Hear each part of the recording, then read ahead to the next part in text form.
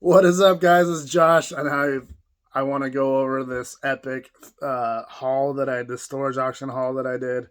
I've met if you watch any of my previous videos, you've my sold videos at least, you've seen I like one or two magazines or programs I sell every single day. It seems like, and it's all from this one storage auction that I cleaned out for free. We had something like probably 60 boxes full of game programs and magazines, and I didn't have a lot of time, so I quickly looked through the boxes and grabbed some of the older stuff, some of the stuff I thought I'd value. We ended up donating 40 of those back to Goodwill, and I kept 21. 20 of the boxes had really good stuff in them. One had junk Sports Illustrated that was ruined. That I don't think there's anything in there. I'm gonna donate that or something. Um, but I estimated that if just by pure volume, if I sold every single magazine at the max of $10, I'd make $20,000 just by that's how many magazines there were, like 2,000 magazines. But let's just say I've already hit like the 10,000 mark. I think I'm not exactly sure. I might even be more. Um, on these free magazines, and I sold one Mickey Mantle magazine for $650. I sold a Prefontaine for $150, the newspaper, and I sold a keychain that was in there for 75. I sold a bunch of other magazines for like 100 each, and I still have like 1,000 more magazines to go through, and probably another 500 ticket stubs and little programs and stuff. So it's pretty crazy. It's definitely one of the best pickups I've ever had, right? So let's get into it. I'm gonna save the best for last, so stay tuned.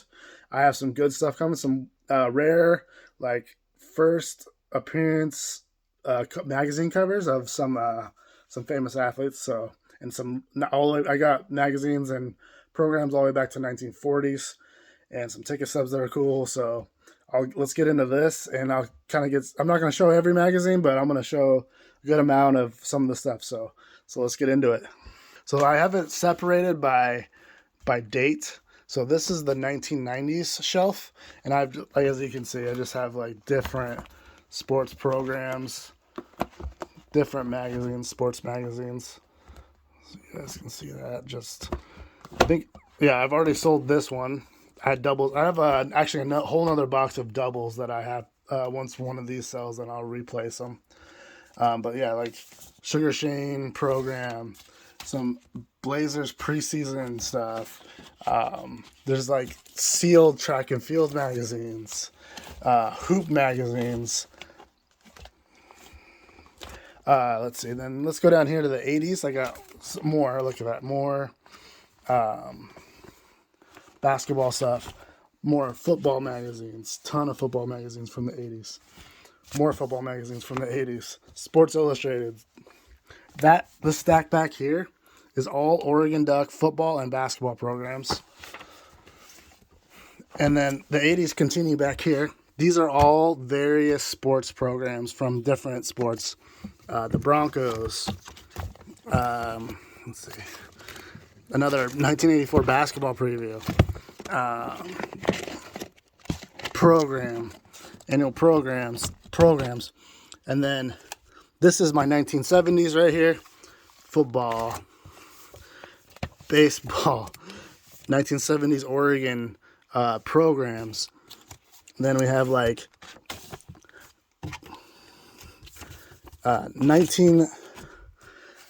Then we have like 1970s Eugene track and field trials. These are all 1970s Angels program. This another track and field news from 1972.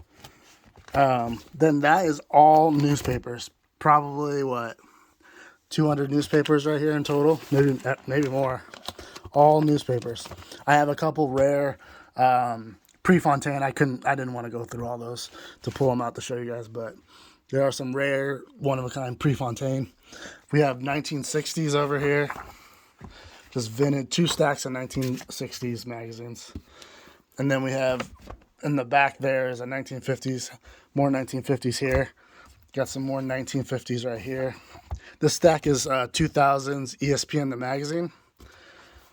More 1950s, just crazy stuff. Like, they're so cool. Literally, look at all this stuff. Just crazy.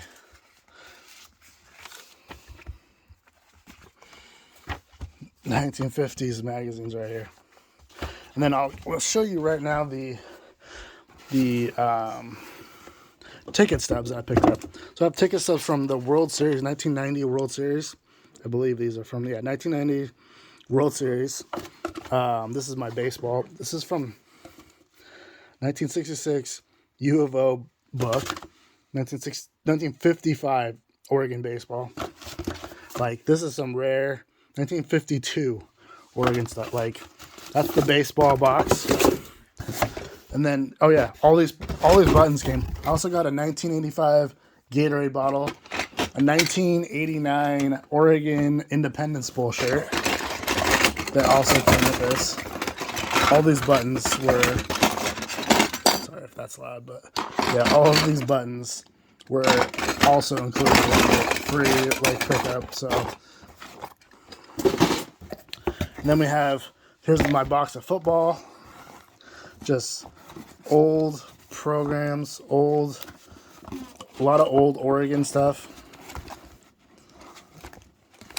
old football, like 1950s football, Oregon football. The baggies are all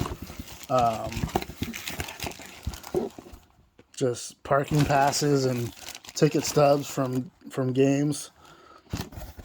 That's the football one.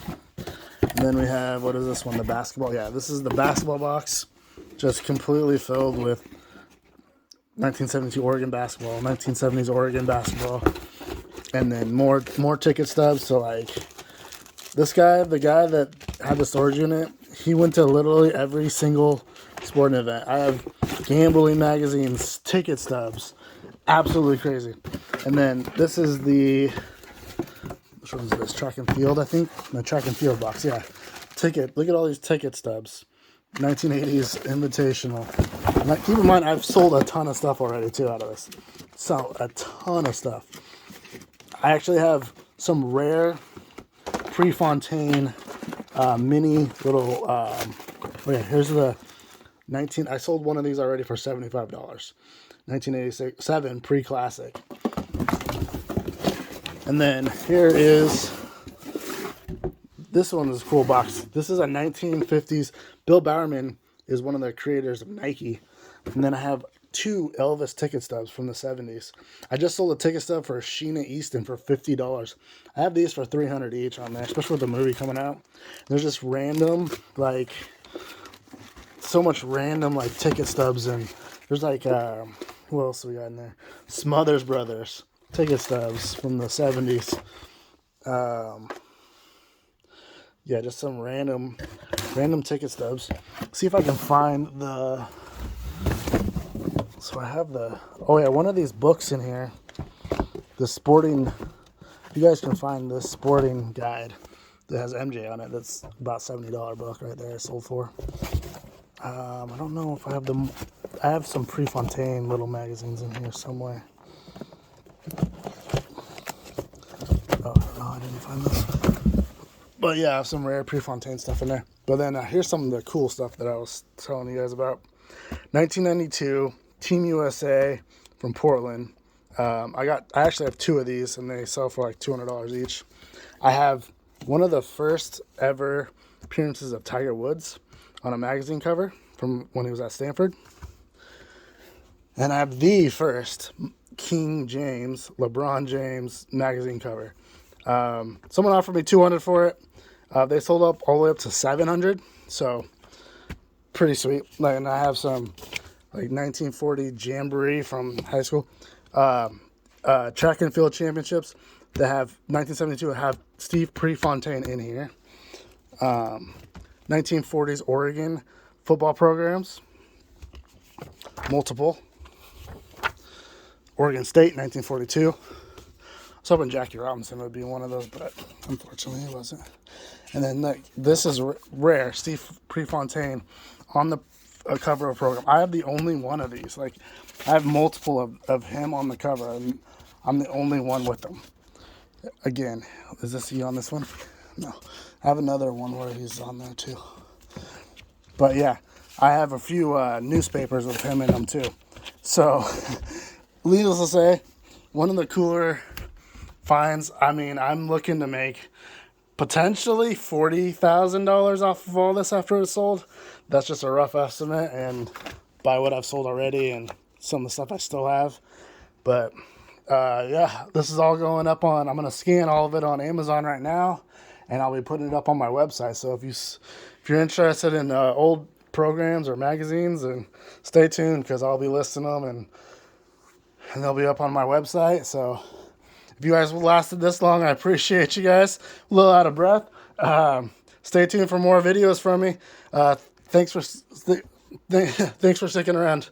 Have a good day. Bye.